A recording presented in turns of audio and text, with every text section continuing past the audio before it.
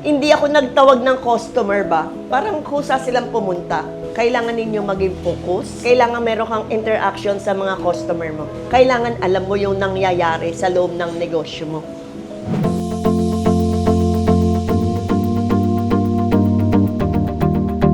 Tuloy po kayo sa Lola Beb's Restaurant. Dito, nagnegosyo din ako nung bata pa ako. Ihaw-ihaw. So hanggang naisipan ko mag-abroad. I was 35 then.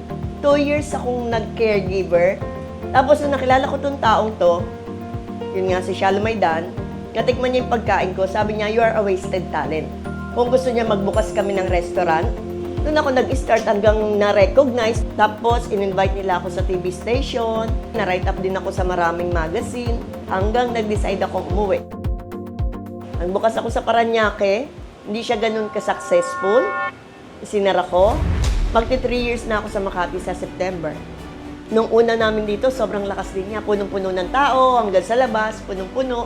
Talagang masasabi mong success talaga siya. Kasi parang hindi ako nagtawag ng customer ba? Parang kusa silang pumunta. Meron akong loyalty card. Ayan, ang sticker na yan, yung pang 10, nakalagay dyan, 50% discount.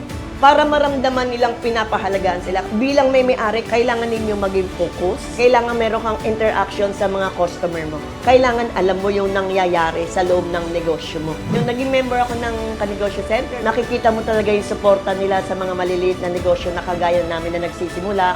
Meron silang mga one-on-one coaching na talagang tututukan ka at matutulungan ka sa mga bagay na gusto mong malaman. Malaki na itulong sa akin ng Cebuana Luwilier Kanegosyo Center.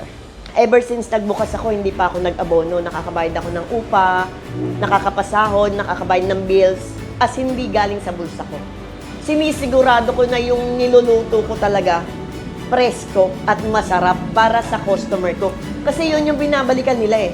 Ang sarap sa pakiramdam. Parang yun yung nakakawala ng pagod. Para maging successful ka, kailangan gusto mo yung ginagawa mo. Yun ang pinaka-key to success.